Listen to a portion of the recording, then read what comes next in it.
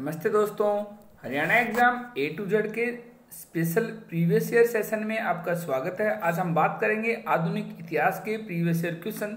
वो क्वेश्चन जो आज के हैं group D, NTPC, RRB JEE, RPF, constable SI, ALP stage first, ALP stage second, जो आपको मदद करेंगे आगामी होने वाली परीक्षा में, साथ ही अगले महीने होने वाले सीबीटी 2 में सीबीटी 2 की परीक्षा में। हम आपको बता दें, आज हम बात करेंगे आधुनिक इतिहास यानी मॉडर्न हिस्ट्री के क्वेश्चन। साथ ही हम आपको बता दें, भारतीय इतिहास 3 भागों में विभाजित है: प्राचीन कालीन इतिहास, मध्यकालीन इतिहास और आधुनिक इतिहास। बात करें प्राचीन कालीन इतिहास की, तो प्राचीन कालीन पाषाण स्टोन एज के बाद सिंधु घाटी सभ्यता, सिंधु घाटी सभ्यता के बाद वैदिक सभ्यता, वैदिक सभ्यता के बाद उत्तर वैदिक सभ्यता, उत्तर वैदिक सभ्यता के बाद होता है 16 महाजनपदों का उदय। और उन्हीं 16 महाजनपदों में से एक जनपद मगध, जो कि आगे साम्राज्य के रूप में विकसित होती है, और उस पर स्थापना होती है हर्यक वंश की। हर्यक वंश के बाद स्थापना होती है नागवंश की, नागवंश के बाद नंद वंश की, और उसी नंद वंश के राजा होते हैं धनानंद, जो कि सिकंदर के भी समकालीन थे। जब भारत पर सिकंदर ने आक्रमण किया, उस वक्त भी भारत पे नंदवंश का ही साम्राज्य था। और उसी नंदवंश को चंद्रगुप्त मौर्य की उसी नंदवंश को चाणक्य यानी जिसे हम कौटिल्य भी कहते हैं, उसकी मदद से चंद्रगुप्त मौर्य ने उसको हराया और स्थापना हुई मौर्य वंश की। मौर्य वंश के जो प्रसिद्ध शासक थे वह अशोक थे, जो कि चंद्रगुप्त मौर्य के पोते थे। उसके बाद मौर्य वंश के बाद जो बड़ा वंश की स्थापना हुई वो गुप्त वंश, और गुप्त वंश के बाद वर्धन वंश में जो प्रसिद्ध राजा थे वो हर्ष थे। हर्ष के बाद पल्लव, चालुक्य, प्रतिहार आदि किया, और उसके बाद होने लगा अरबों का आक्रमण, और अरबों के आक्रमण से शुरू हुआ मध्यकालीन भारत, मध्यकालीन इतिहास। बात करें मध्यकालीन इतिहास की, तो शुरू होता है 1191 में मित्राइन का प्रथम युद्ध, 1192 में मित्राइन का द्वितीय युद्ध, और भारत पे स्थापना होती है सल्तनत काल की। उस सल्तनत काल में गुलाम वंश, खिलजी वंश, तुगलक वंश, सैयद वंश और लोधी वंश के शुरू बाद में स्टार्ट होता है मुगल वंश शुरू होता है पानीपत की प्रथम लड़ाई, जो कि 1526 में इब्राहिम लोधी और बाबर के बीच लड़ी गई। और उसी के बाद शुरू होता है मुगल वंश के शासक की बात करें तो बाबर के बाद हुमायूं, अकबर, जहांगीर, शाहजहां आदि। और उन्हीं मुगल वंश के जहांगीर के समय आगमन होता है यूरोपियन कंपनी का, जहां से शुरू होता है आधुनिक भारत का इतिहास। और आज हम बात करेंगे उसी आधुनिक भारत इतिहास में आए हुए प्रीवियस ईयर क्वेश्चन। पहला क्वेश्चन, गोवा पर पुर्तगालियों द्वारा किस वर्ष कब्जा कर लिया गया था? 1512, 1510, 1515, 1516। इसका सही आंसर है 1510 में। गोवा पर पुर्तगालियों द्वारा 1510 में कब्जा कर लिया था। जो पुर्तगाली थे वो एक यूरोपियन कंपनी थी जो सबसे पहले भारत आई थी, उसने गोवा पर कब्जा कर लिया था 1510 में। उस वक्त जो गोवा था उसका जो स्थानीय शासक था वो था सुल्तान यूसुफ आदिल शाह, जिसको पराजित कर गोवा पर कब्जा किया पुर्तगालियों ने, और वो 19 दिसंबर 1961 तक उनका कब्जा रहा। बाद में भारतीय सेना ने गोवा तथा दमन दीव को भारतीय संघ में विलय के लिए सैन्य अभियान शुरू किया, जिसके परिणाम स्वरूप गोवा दमन दीव भारत संघ में केंद्र शासित क्षेत्र बने। और 30 मई 1987 को दमन दीव को अलग करके गोवा को भारत का 25वां राज्य बनाया। इस तरह गोवा पर पुर्तगालियों ने किस वर्ष कब्जा किया था? 1510।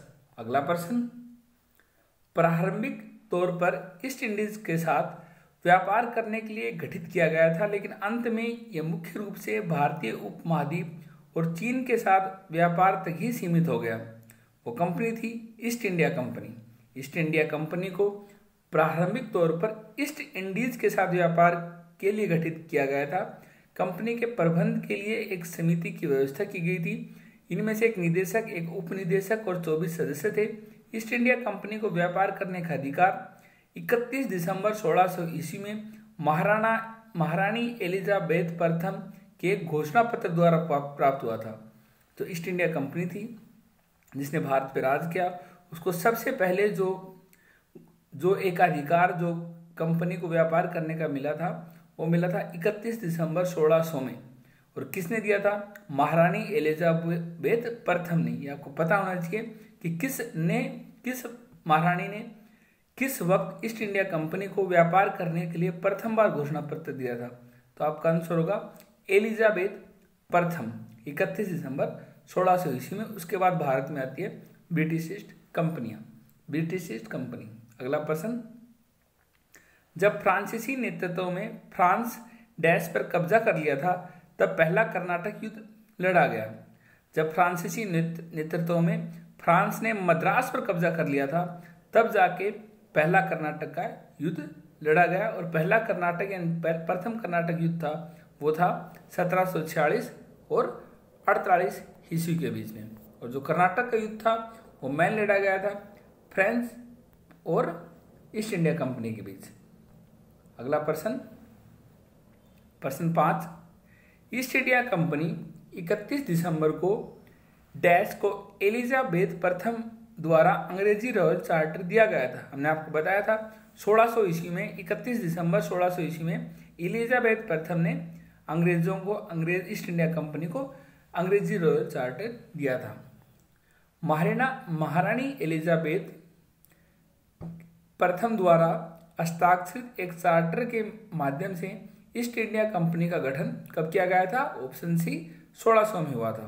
अगला प्रश्न 7, अंग्रेजों ने किस सन में पंजाब पर कब्जा किया था?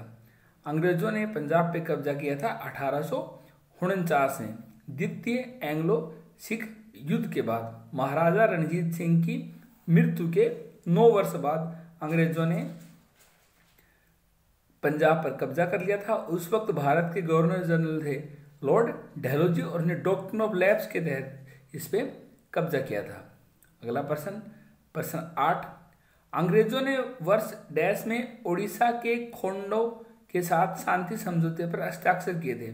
इसका सही आंसर होगा ऑप्शन ए 1848। अगला प्रश्न 9, ईस्ट इंडिया कंपनी की स्थापना के समय भारत का शासक कौन था? हमने आपको बताया था उस वक्त मुगल शासक था। और उस मुगल शासक में कौन था भारत का शासक? औरंगजेब, अकबर, जहांगीर, शाहजहां। इसका सही आंसर है ऑप्शन बी। भारत में आई यूरोपीय कंपनियों में अंग्रेज सर्वाधिक सफल रहे।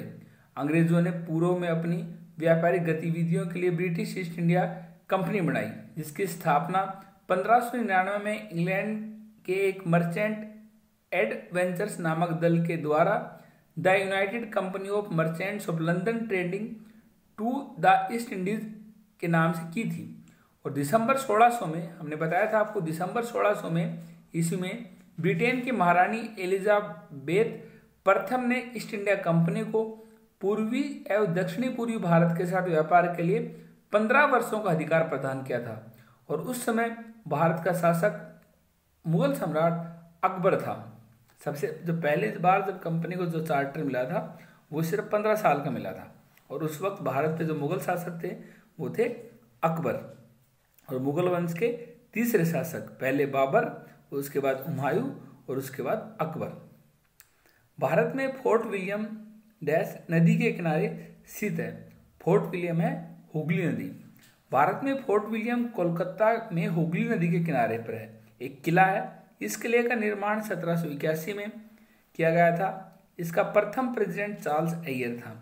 लॉर्ड वेलजेली के समय इस किले में भारतीय नागरिक सेवा में भर्ती हुए युवकों को प्रशिक्षित और ट्रेनिंग दी जाती थी।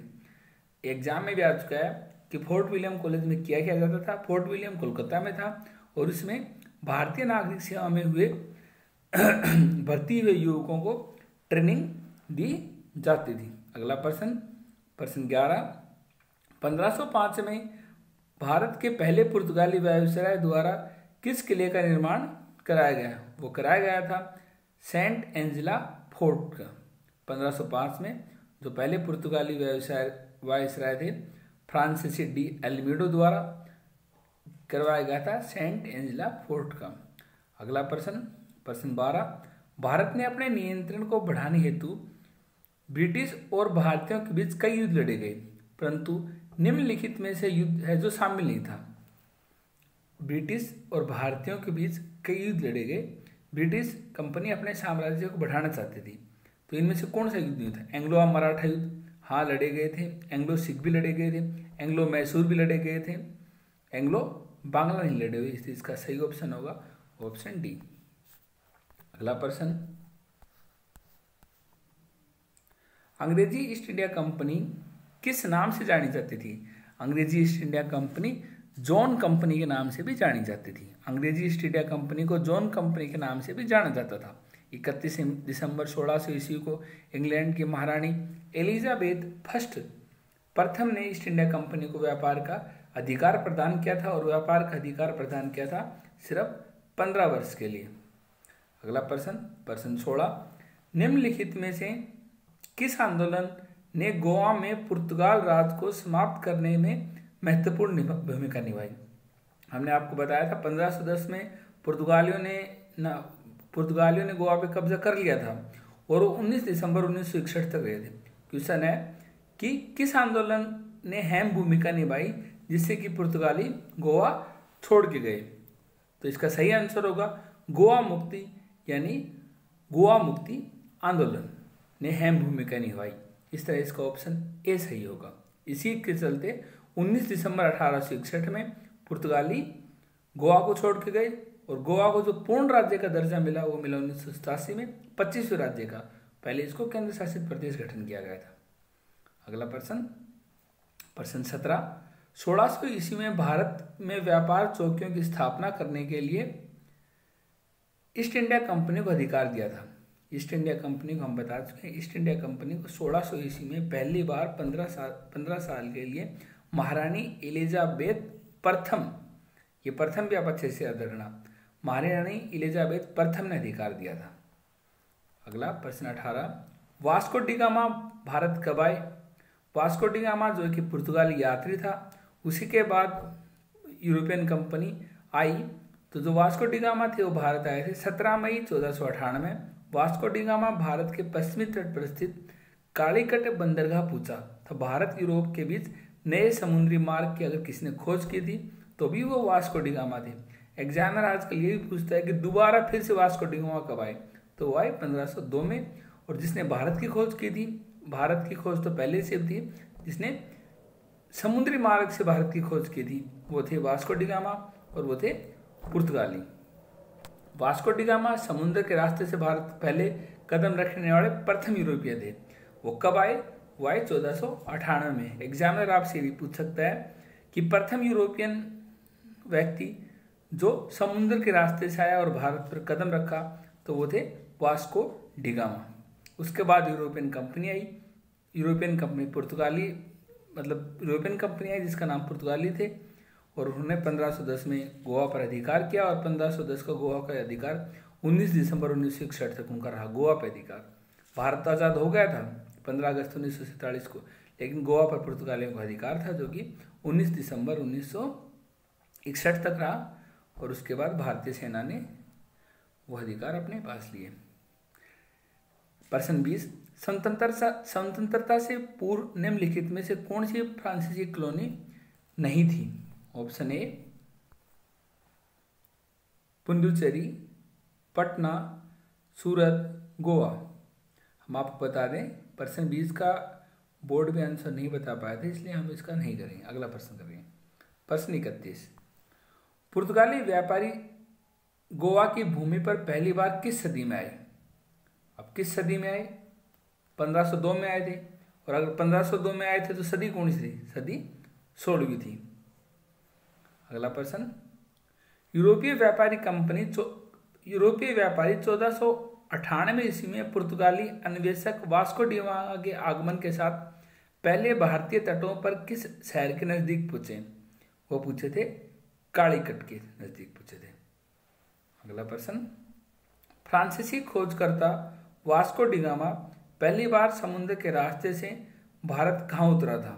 वो उतरे थे कप कडापू, केरल में। हम आपको बता दें, ये तो हमें पता होता है केरल में उतरे थे, लेकिन आप ये भी याद रखना कहाँ उतरे थे? कप कडापू, केरल में। अगला प्रश्न 24, पुर्तगालियों द्वारा वर्ष 1662 में इंग्लैंड के राजा चार्ल्स सेकंड को पुर्तगाल की राजा की बहन से शादी करने पर दहेज के रूप में किस भारतीय शहर को उपहार स्वरूप दिया था? उन्होंने दे दिया था मुंबई को, दहेज में दे दिया था अंग्रेजों को, जो कि चार्ल्स सेकंड थे और उन्होंने शादी की थी पुर्तगाल राजा की बहन से। अगला प्रश्न, भारत में अंग्रेजों द्वारा निर्मित पहला किला कौन सा था?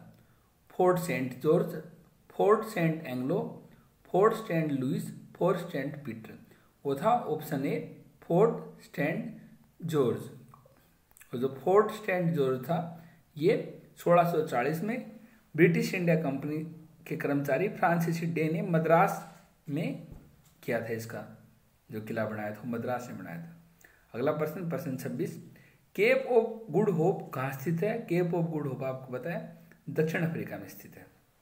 अगला प्रश्न, प्रश्न 27, अरब व्यापारियों ने लाल सागर और भूमध्य सागर के माध्यम से भारतीय वस्तुओं को डैश देशों में भेजा था। कहाँ भेजा था उन्होंने? यूरोप में भेजा था, यानी यूरोपीय महाद्वीप में भेजा था। अब हम बात करते हैं अगला टॉपिक, और अब इस टॉपिक में हम बात करेंगे rise and development of Maratha, मराठों का उदय व विकास से संबंधित जो हमारे एग्जाम में क्वेश्चन आए थे उनके बारे में। प्रश्न 28, शिवाजी ने 1660 के दशक के में हमलों की श्रृंखला का नेतृत्व करने के लिए एक रणनीति और सैन्य रणनीतियों का उपयोग किया। क्या रणनीति शिवाजी जी की? शिवाजी की जी की वही गुरिल्ला युद्ध था, गुरिल्ला वारफेयर, जो कि वहाँ के लिए सुटेबल भी था, पहाड़ी एरिया था वहाँ। अगला प्रश्न, शिवाजी का जन्म इनमें से किस किले में हुआ था? शिवाजी का जन्म हुआ था शिवनेरी किले में, यानी ऑप्शन डी। प्रश्न 30, डैश ने नागरिक सरकार का सर्वोच्च प्रमुख के रूप में अष्टप्रधान नामक 8 मंत्रियों की एक परिषद नियुक्त की थी। वो की थी शिवाजी ने अष्टप्रधान नामक 8 मंत्रियों की परिषद नियुक्त की थी। एग्जामिनर ये पूछता है कि अष्टप्रधान का संबंध किससे है, तो आपका आंसर होगा मराठा, मराठा में शिवाजी से। अगला प्रश्न, पानीपत की तीसरी लड़ाई किस वर्ष लड़ी गई? पानीपत की तीसरी लड़ाई 1761 में लड़ी गई। ये लड़ी गई अहमद शाह अब्दाली और मराठों के बीच में। इस युद्ध में मराठों के सेनापति थे सदाशिव राव भाऊ। आपको पता होना चाहिए अहमद शाह अब्दाली और मराठा के जो सेनापति थे वो थे सदाशिव राव भाऊ। इस युद्ध में अहमद शाह अब्दाली की विजय हुई और इस युद्ध के प्रत्यक्षार्थी जिन देखा काशीराज पंडित ने कहा कि पानीपत का तृतीय युद्ध मराठाओं के लिए प्रलयकारी सिद्ध हुआ। अगला प्रश्न, प्रश्न 32, पानीपत के तीसरे युद्ध में अहमद शाह अब्दाली से किसने युद्ध किया? पानीपत के तीसरे युद्ध में अहमद शाह अब्दाली मराठा युद्ध किए, क्योंकि मराठा और अहमद शाह अब्दाली के बीच में लड़ी गई थी पानीपत की तीसरी लड़ाई 1761 में।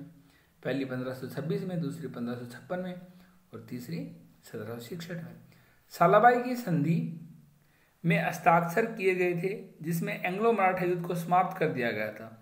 इस पे हस्ताक्षर किए गए थे 1782 में। सालाबाई की संधि 17 मई 1782 ईस्वी को ईस्ट इंडिया कंपनी और पूना दरबार के बीच हुई थी। फरवरी 1783 ईस्वी में पेशवा की सरकार ने इसकी पुष्टि कर दी तथा यह फलस्वरूप 1775 ईस्वी से चल रहा आ रहा प्रथम एंग्लो मराठा युद्ध समाप्त हो गया। यानी सालाबाई की संधि कब हुई थी? 1782 में। अगला प्रश्न, प्रश्न 34, मराठा ने सन डैश में अहमद शाह अब्दाली से पराजित होकर सत्ता खो दी। अहमद शाह अब्दाली से कब पराजित हुए थे? अहमद शाह अब्दाली से पानीपत के प्रथम युद्ध में पराजित हुए थे। और प्रथम युद्ध कब हुआ था? 1761 में हुआ था। तो इसका सही आंसर होगा ऑप्शन बी 1761। अगला प्रश्न, बेसिन की संधि किस वर्ष हस्ताक्षर किए गए थे? बेसिन की संधि पेशवा बाजीराव द्वितीय ने और अंग्रेजों के मध्य हुई थी, यही थी 1802 में। अगला प्रश्न, महाराणा प्रताप के घोड़े का क्या नाम था? ये तो आप सभी को मालूम है। महाराणा प्रताप के सबसे प्रिय और प्रसिद्ध घोड़े का नाम था चेतक।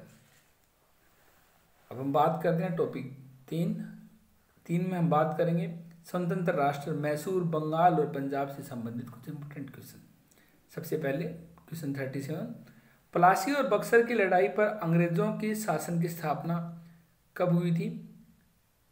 प्लासी और बक्सर की लड़ाई डैश पर अंग्रेजों के शासन की स्थापना की। यानी जो प्लासी और बक्सर का लड़ाई थी, प्लासी की लड़ाई तो 23 जून 1757 को अंग्रेजों और शुजाउद्दौला के बीच में लड़ी गई थी भागीरथी नदी के किनारे। और बक्सर की लड़ाई जो 22 अक्टूबर 1764 को लड़ी गई थी, इन्होंने अंग्रेजी शासन की स्थापना की बंगाल में। प्लासी का युद्ध हमने बताया आपको कब लड़ा गया था, 23 जून 1857 में। ब्रिटिश द्वारा प्लासी के युद्ध का नेतृत्व किसने किया? रॉबर्ट क्लाइव ने किया था। प्लासी की लड़ाई किस नदी पर लड़ी गई? भागीरथी नदी पर लड़ी गई थी। मुर्शिद कुली खान ने खुद को बंगाल का नवाब घोषित कर दिया और अपनी राजधानी ढाका से मुर्शिदाबाद लिया गए थे। यानी ऑप्शन डी सही है इसका। औरंगजेब के पोते, हाँ ऑप्शन डी सही है इसका, मुर्शिदाबाद। अगला प्रश्न,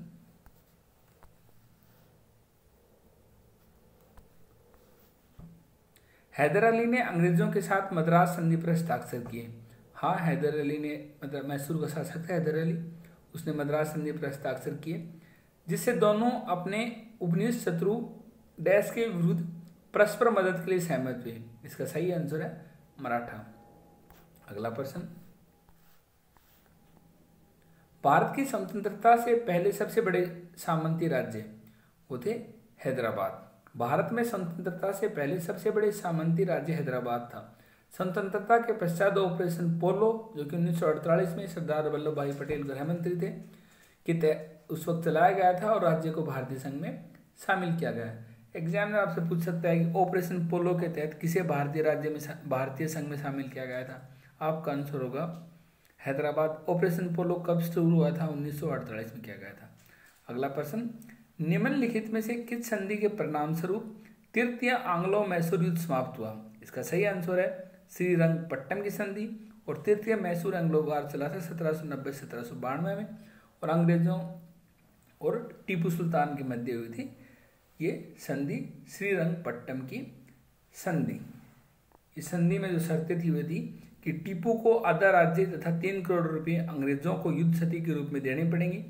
यानी टीपू सुल्तान को अपना आधा राज्य देना पड़ेगा और 3 करोड़ रुपए अंग्रेजों को देने पड़ेंगे।